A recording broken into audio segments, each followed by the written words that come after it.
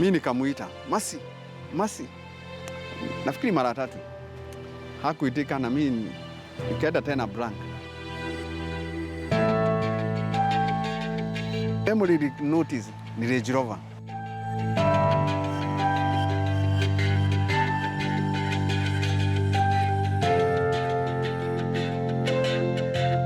There was very poor communication from the court to the family. Kwa maana saa ile tunaambiwa tuende kama ni saa 3, Ngang'a huwezi mkuta huko.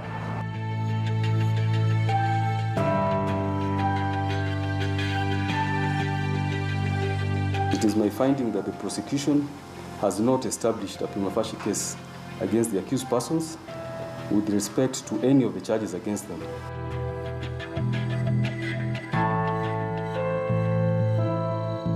Gari ikionekana imegonga mtu na gari imegongana na mtu amekufa na inajulikana ni gari fulani imemgonga, kwani jaji akisema hakuna kesi na hii mtu iko free, gari ikuwa na nani? Gari ndio hii imegongwa. Now tell me, unaweza ambia mtoto wako nini as a father?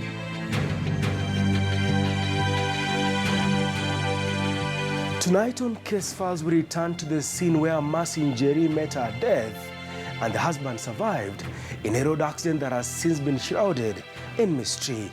Was Pastor James Ngang'a on the wheel when he rammed into Mercy Njeri's car? Here's part 2 of Case Files, Ngang'a's Range.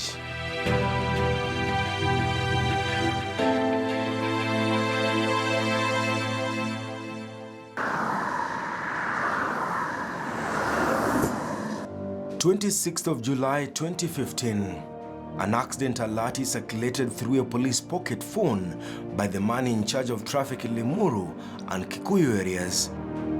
Patrick Kahini Baya, the senior police officer, is at the scene of the accident.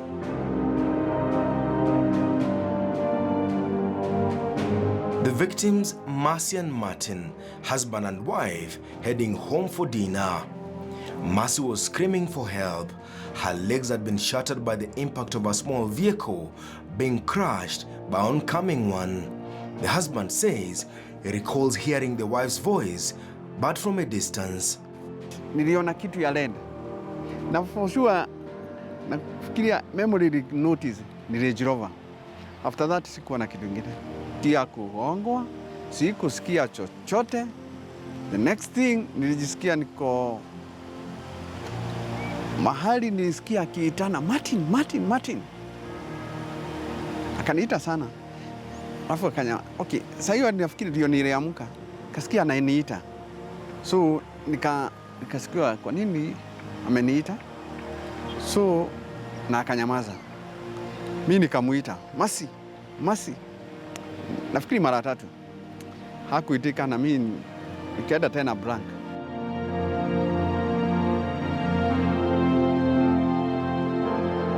The vehicle that caused the 5 p.m. accident along Naivasha-Nairobi highway, now slightly off the road, had been locked. The occupants had left the scene of the accident.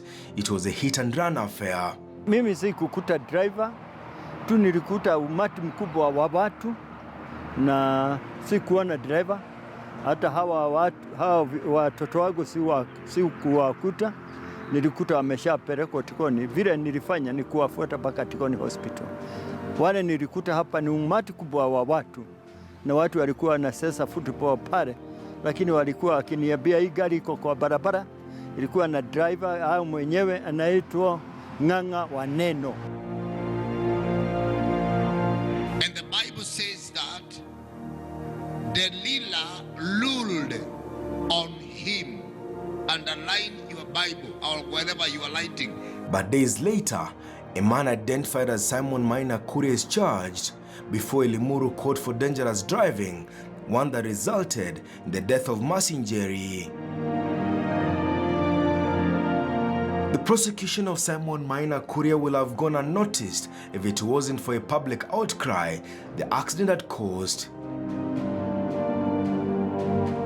Members of the public were up in arms. The person driving the motor vehicle that killed the 37-year-old mother of one was not Simon Maina Kuria, they maintained. the person who caused the accident was a man of the cloth they charged.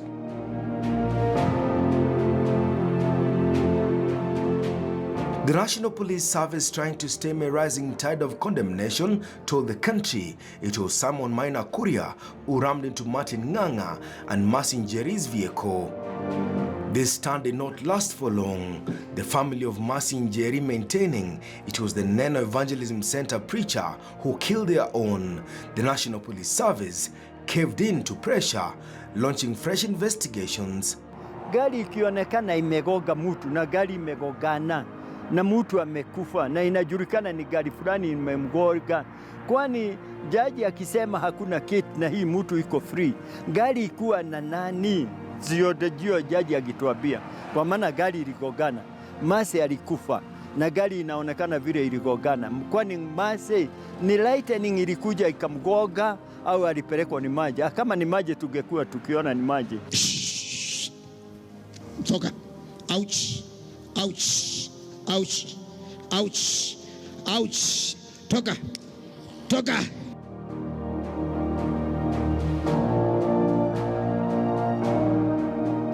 Pastor James Maina Ngang'a was firmly charged in court with the dangerous driving and a raft of other charges. Was the death of Mercy Njeri true or false? That's true.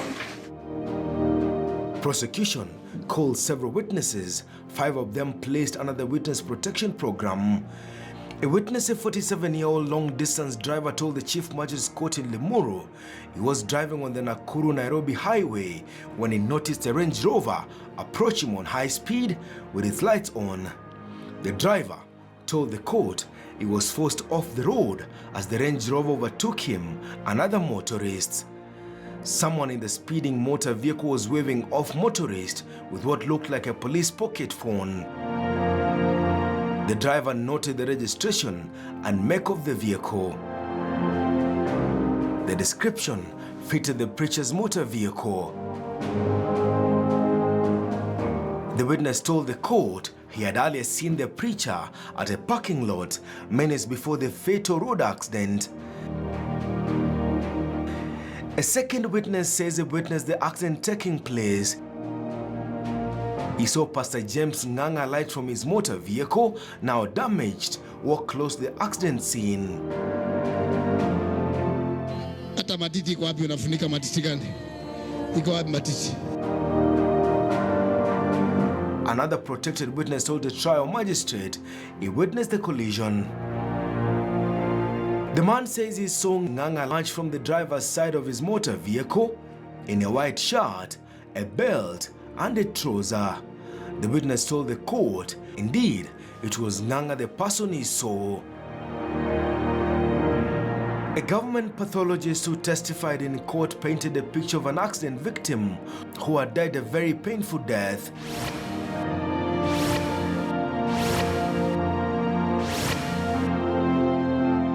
Mercy Njeri had both her hips shattered, had massive injuries to her chest, and some of her bones were protruding from under her skin. One witness told the court her attention was drawn to 2 Range Rovers trying to outdo each other on the highway. The 2 vehicles were on high speed at the time. The lady witness told the trial court that at some point she stopped at the police roadblock where she informed police officers manning the roadblock that the 2 vehicles were speeding and overtaking dangerously. Moments later, she noticed that one of the vehicles she had seen overlapping and on high speed had been involved in a road accident. The trial lasted 3 years, with the prosecution mounting a spirited charge that it was Pastor James Maina Ngang'a driving the Range Rover that killed Mercy Njeri.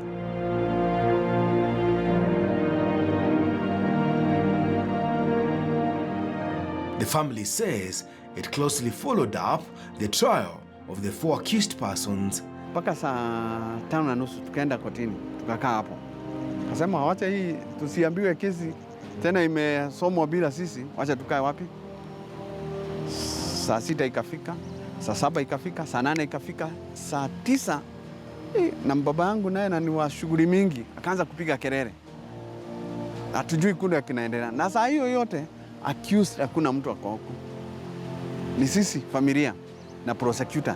Ilikuwa koti inafanya kitu ingine sijaona, kwa maana saa ile tunaambiwa tuende kama ni saa 3, Ngang'a huwezi mkuta huko, lakini saa ile akuja nusu saa, naye jaji nyuma yake unaweza kumwona akija.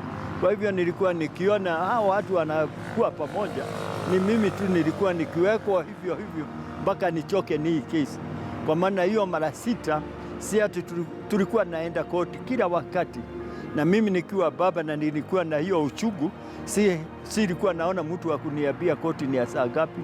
Mimi nafuata vile naambiwa koti ni ya saa 3, na nikifika huko hakuna mtu, lakini hawa wengine tuko, lakini the family au Ngang'a hawakuji mpaka saa ile.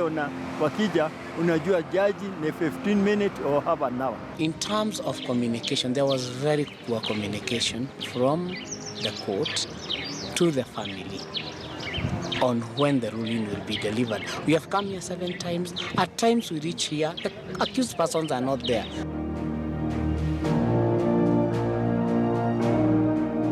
The court overlooked key evidence that placed Pastor James Ngang'a at the scene of the accident and instead opted to attack the character of the key witnesses. With the main charge of dangerous driving off the table, Pastor James Ngang'a was seconds away from freedom. Case Files takes a short break.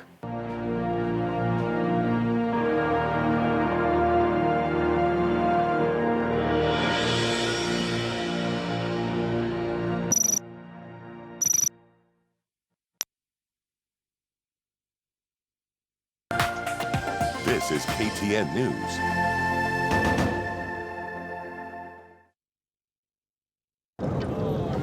Katika maeneo ya pwani ya Kenya, baadhi ya wanawake wanyonge wamekuwa sura ya siri kwenye vita dhidi ya Al-Shabaab.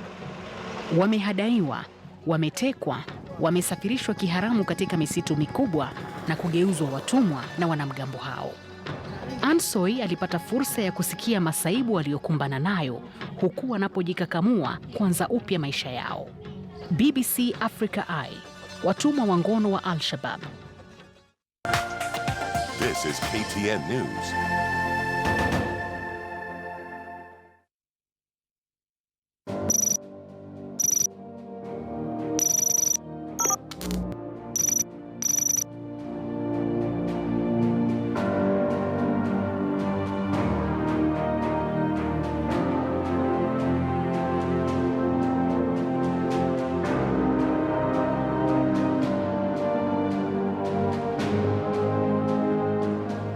Pastor James Maina Ngang'a told the court it was not the driver of the Range Rover at the time it was involved in the accident. Pastor Ngang'a says hours before the road accident, he had already passed through the section of the road where the accident had occurred. Pastor Ngang'a maintaining that he was at this hotel in Naivasha and has used a different vehicle to get back into the city. Initially, police had said Ngang'a was in the city on the day the accident occurred. Police investigators had told their seniors that in fact, Ngang'a had gone to buy some household goods and CCTV cameras had captured him at the Galleria shopping mall. Maina Kuria told the court he voluntarily represented himself to the police a day after the fatal road accident. Kuria says he was treated for injuries he suffered in his neck at a local medical center in the city before being referred to Nairobi for a specialized treatment. Baya, the traffic police officer charged for neglect of duty, told the trial judge he was among the very first people at the scene of the accident.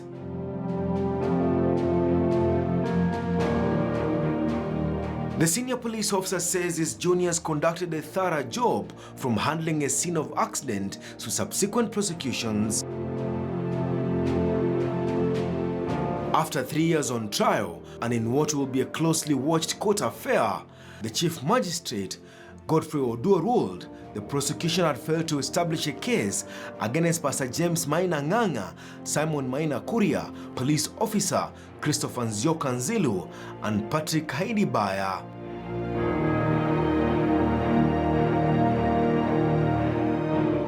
The Chief Magistrate questioning the credibility of the witnesses who appeared before the court. I have scrupulously reviewed the entire evidence on record, together with the filed and highlighted submissions, and it is my finding that the prosecution has not established a prima facie case against the accused persons with respect to any of the charges against them. I consequently acquit all of them under Section 210 of the CPC. The magistrate saying some of their evidence was wanting and at times they were lying.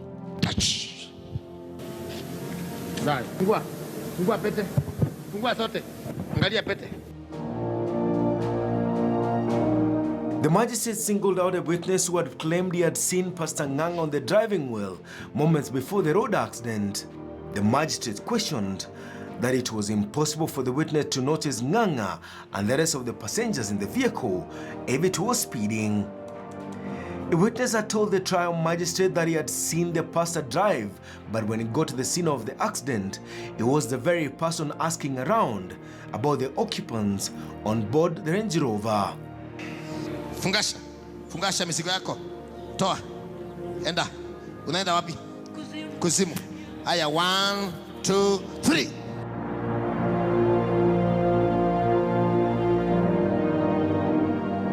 The magistrates wondered why even after seeing the occupants on board the Range Rover that caused the accident, the witness did not tell the police but later did it in court. The magistrate also took issue with another witness who had told the court that he saw Pastor Ngang'a alight from his motor vehicle moments after the accident. When pressed, the witness told the court he could easily recognize Pastor Ngang'a because the pastor had conducted prayer rallies in Limuru town in the past. But the trial magistrate will hear none of that.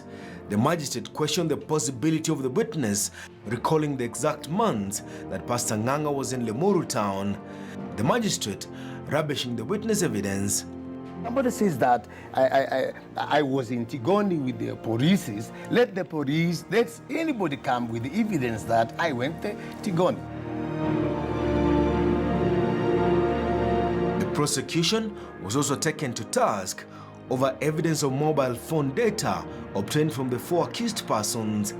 A data examiner from the National Police Service had taken the court through evidence that had placed Pastor James Maina Ngang'a in the way of the road accident. The magistrate, while agreeing with the prosecution that it could be possible to place Pastor James Ngang'a at the scene of the accident, he questioned the prosecution's own evidence that as much as Pastor James Maina Ngang'a's cell phone was located near the scene of the accident, the location will not have been accurate because the locator of the mobile signal covered a radius of 6 kilometers.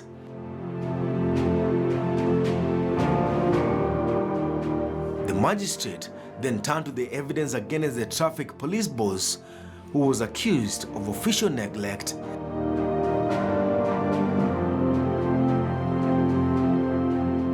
The magistrate fell short of praising the police officer being the first one at the scene of the accident. The magistrate singled out Baya for directing junior police officers to control traffic on the busy Nairobi-Nakuru highway on the fateful evening. The stroke of the pen, Pastor James Maina Ngang'a, Simon Kuria, Christopher Nzilu Nzioka, and Patrick Haidibaya walked to freedom. The prosecution did not prove the charge of dangerous driving. The chief magistrate, Godfrey Oduor, dismissing the rest of the charges because the main charge had failed to stand. Sisi kama familia hatukupata justice.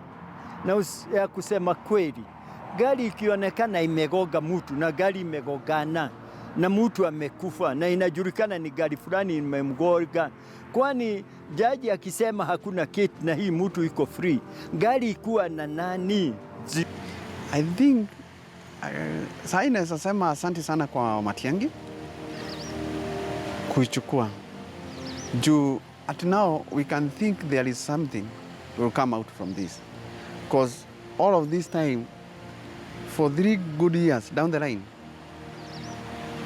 kuna kitu inaendelea. We have wasted a lot of time for everybody, for us, the state council, my family, me and everybody. Wasting time to go all the way to Limuru, money, and akili zinapotea tu. Once you fikiria hii mambo ya hii kesi, it's traumatizing for sure.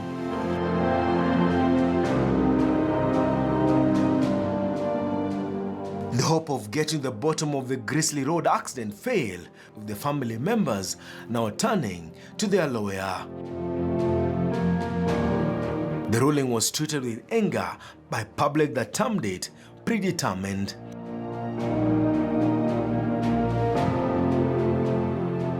The government said it will appeal against the sentence, with the Interior Ministry directing the National Police Service to commence fresh investigations into the murder. Father and son say there is little the family can do now. Naye Mungu akasikia kilio na kutubu kwetu. Dua hii na maombezi ikakufikia ewe Mungu, ukiwa juu mbinguni kiti chako cha enzi.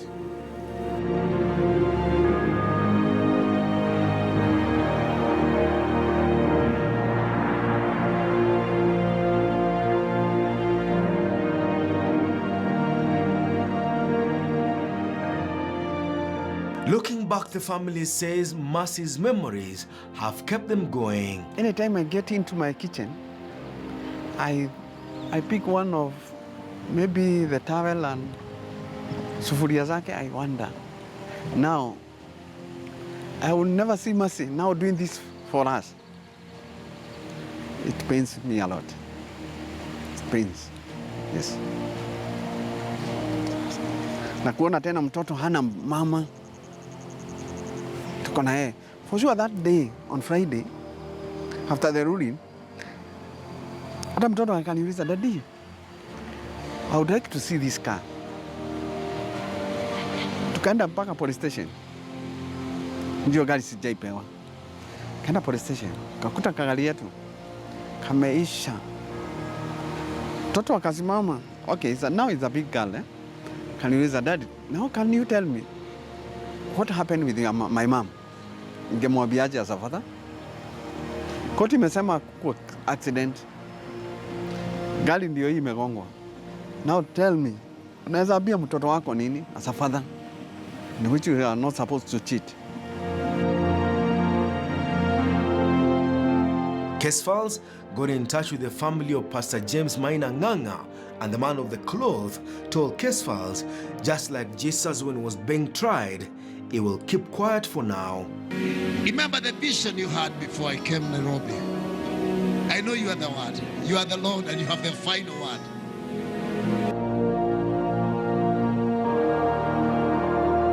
The government has since appealed against the acquittal of Pastor James Ngang'a and his co-accused in a court verdict that left behind a public outcry.